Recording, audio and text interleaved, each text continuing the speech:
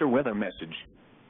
For the following counties in Ohio: Ashtabula Inland, Ashtabula Lakeshore, Cuyahoga, Geauga, and Lake.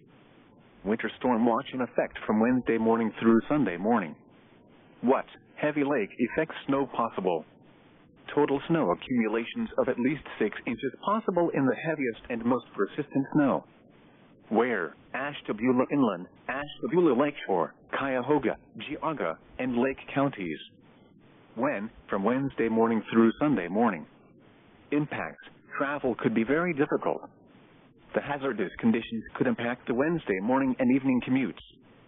Additional details: a general snowfall behind a departing low-pressure system will bring widespread light to moderate snow amounts Wednesday, with the greatest amount falling over the higher elevations of the primary snow belt in northeast Ohio. The snow will transition to lake-effect snow squalls Wednesday night, with the lake-effect snow persisting off and on through Saturday night. Monitor the latest forecast for updates on this situation.